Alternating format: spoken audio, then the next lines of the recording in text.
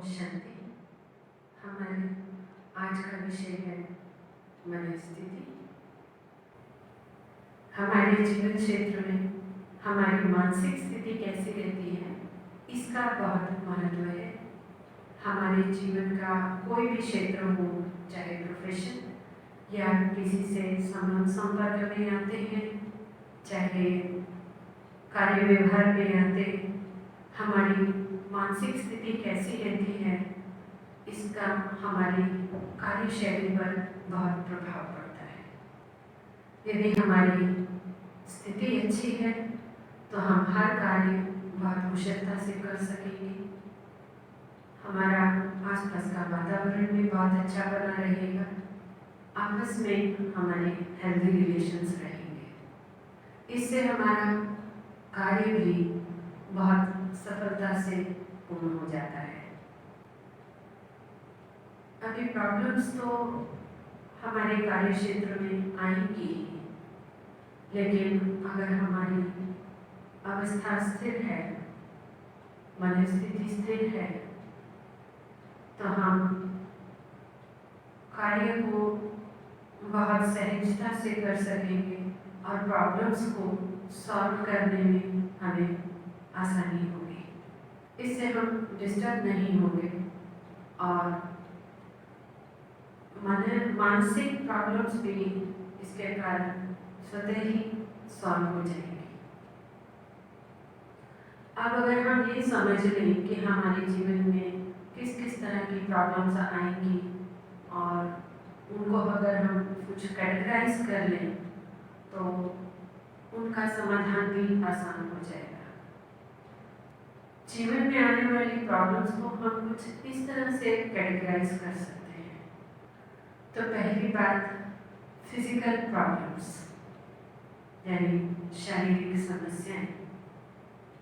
जब शरीर को कोई प्रॉब्लम आती है तो हमारी बुद्धि भी उसमें चली जाती है, यानी हमारी अवस्था डूब जाती है, क्योंकि शरीर में हमारी बुद्धि चली जाती है और उसका प्रभाव हमारी मनस्थिति पर पड़ता है। दूसरा है संबंध संपर्क में आने वालों से, जैसे कि हमारे नाते रिश्तेदार संबंधी कहें या फिर हमारे कार्यस्थल पर हमारे कोलीग्स या हमारे सीनियर्स या सबऑर्डिनेट्स आदि। तीसरा है हमारा अपने ही विचार अथवा दृष्टिकोण। अब क्या होता है कि आप सबने भी महसूस किया होगा, हम अक्सर करके हमारे विचारों पर अगर हम अटेंशन दें तो हम या तो पास्ट की बातें ज़्यादा सोचते हैं और या फिर फ्यूचर में हमारा क्या होगा या फ्यूचर की कोई बात सोच के हमारा चिंतन ज़्यादा चलता है। और अपने बात दृष्टिकोण की, तो ये हमारे दृष्टिकोण पर बहुत निर्भर करता है कि हम छोटी बात को बड़ा करके लेते हैं या बड़ी बात को छोटा कर देते हैं। चौथी बात, प्राकृतिक आपदाएं जिन पर कि हमारा कोई नियंत्रण नहीं है, जैसे कि बाढ़, भूकंप, फैमन आदि। और फिर पांचवी बात,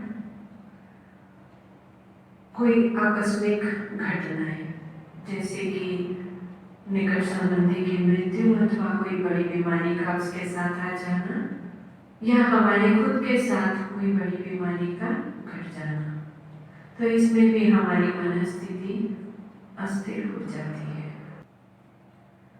अब अगर अपनी स्थिति को श्रेष्ठ बनाना है और इन कारणों को जानते समझते हुए हमें अपने जीवन में कुछ बातें अपनानी होंगी, उनको धारण करना होगा, उन्हें अपनी जिंदगी का हिस्सा बनाना होगा, जिससे कि अपनी लाइफ में आने वाली समस्याओं का हम सहज ही निदान कर सकें।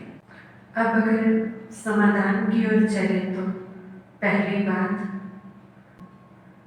सबसे महत्वपूर्ण कि हम खुद के ऊपर तो अपना नियंत्रण कर सकते हैं, खुद को चेंज कर सकते हैं किसी को हम देखकर कहें कि वो सुधरे या वो चेंज हो, उस पर हमारा कंट्रोल नहीं है। तो हमें खुद को चेक करना है और चेंज करना है। दूसरी बात, हम स्वयं को पक्का करें कि लाइफ में प्रॉब्लम्स तो आएंगी ही, क्योंकि उनका हम कंट्रोल नहीं कर सकते। उनका काम है आना और हमारा काम है कि उसका कैसे निदान करें। तो इसके लिए हम छोटी छोटी बातों को लेकर अपना मूड ना खराब करें। तीसरी बात, it's all for the best, इस उक्ति को हम अपने जीवन में अच्छे से धारण कर लें, क्योंकि जो हो चुका उसको तो हम अनडू नहीं कर सकते, वापस नहीं कर सकते, लेकिन जो होने वाला है उस पर भी हमारा कंट्रोल नहीं। तो जो हो रहा है वो सबसे अच्छा, जो होगा वो उससे भी अच्छा।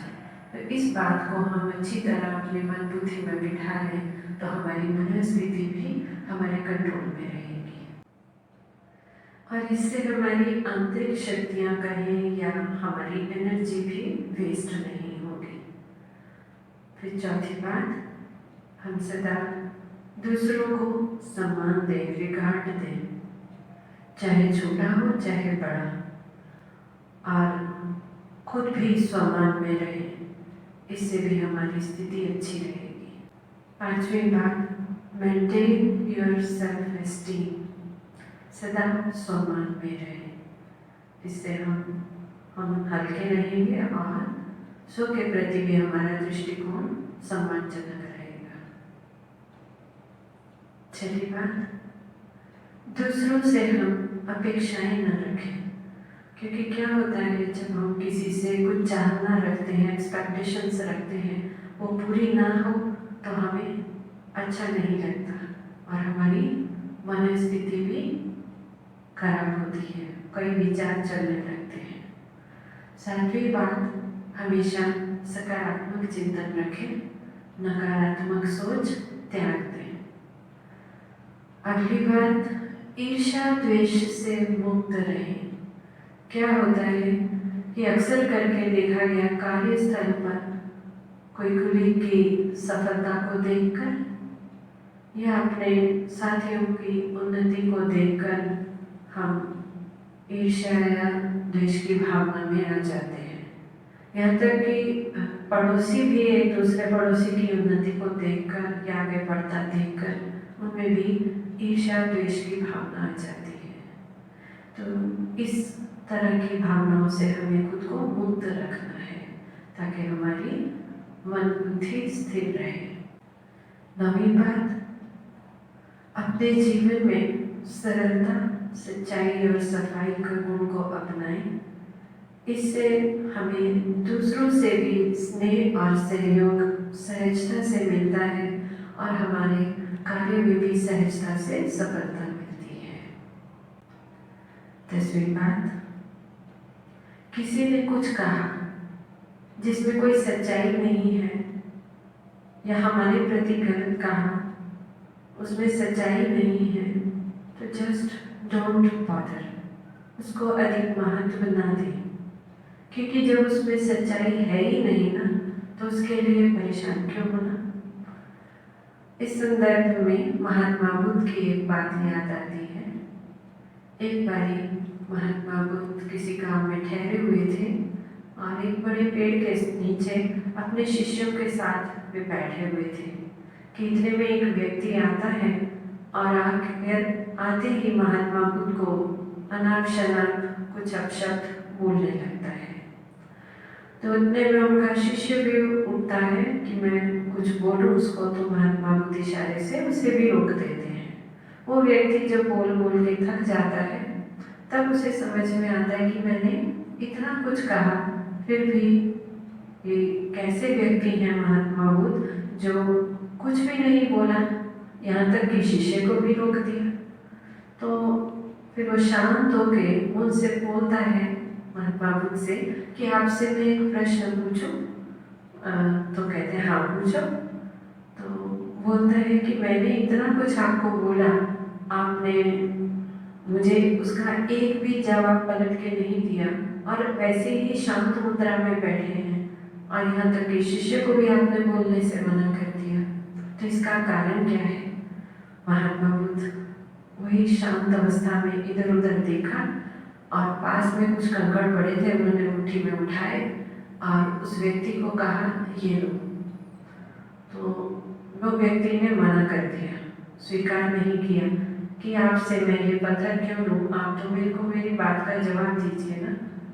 तो कहते यही तो मेरी बात का जवाब है, मैंने तुम्हें दिया, तुमने स्वीकारा नहीं, तो ये किसके पास रहा? मेरे पास। इसी तरह से जो तुमने बोला मैंने स्वीकारा नहीं, तो किसके पास रहा?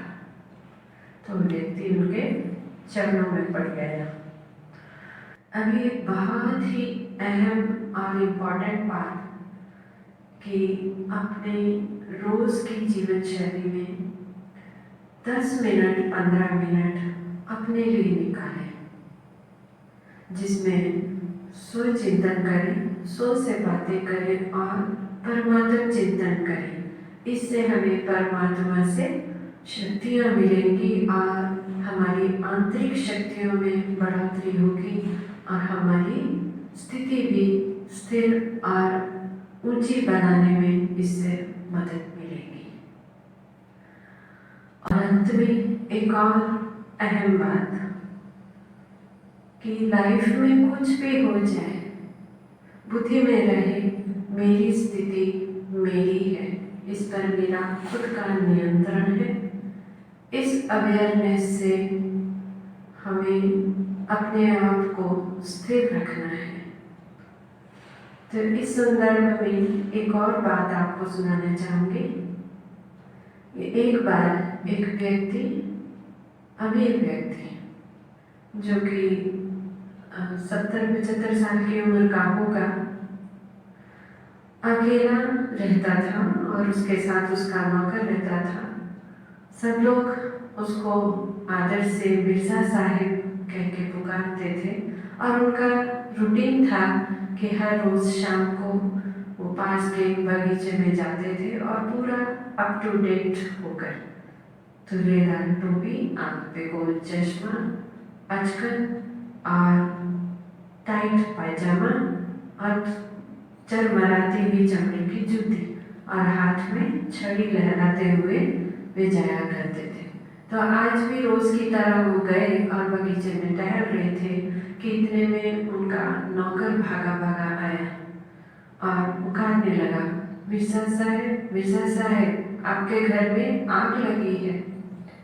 मिर्ज़ा ने उसको देखा और वापस अपनी चाल से छड़ी लहराते हुए चल पड़े। नौकर को लगा शायद मिर्ज़ा साहब को समझ नहीं आई। उसने फिर से जोर से बोला, मिर्ज़ा साहब, आपके घर में आग लगी है, चलिए घर चलिए। तो मिर्ज़ा ने फिर चश्मे में से उसको देखा और वापस अपनी चाल से चलने लगे। नौकर थोड़ा सकपका गया कि ये क्या हुआ है आज मिर्ज़ा को। उसने जोर से उनकी बाजू से पकड़ के झंझोड़ा और बोला, मिर्ज़ा साहब, आपके घर में आग लगी है, सभी पड़ोसी इकट्ठे हो गए हैं और पानी डाल के आग बुझा रहे हैं, चलिए घर। तो मिर्ज़ा ने उसको बहुत शांत स्वर में बोला कि देखो, चल तो रहा हूँ, अब जो कर सकते हैं वो पड़ोसी भी कर रहे हैं, तो इतनी सी बात के लिए मैं अपनी चाल को क्यों बिगाड़ूं? कहने का भाव मिर्ज़ा का चाल से उनकी अपनी स्थिति से था, न कि उनकी चलने की चाल से, पाँव के चलने की चाल से। तो इस तरीके से हम भी कोई भी बात आवे, हम अपनी स्थिति की चाल को क्यों बिगाड़ें? तो इस तरह से ये कुछ बातें अगर हम अपने जीवन में धारण करते हैं तो हम अपनी आंतरिक शक्तियों में बढ़ोतरी कर सकते हैं और अपनी मनस्थिति को भी बहुत शक्तिशाली रख सकते हैं। तो आइए स्वयं से हम एक बार फिर से दोहरा लें, अपने आप को बाह्य वातावरण से समेटते हुए मन बुद्धि को अपने मस्तक के बीच पॉइंट ऑफ लाइट अर्थात आत्मा पर एकाग्रित करें।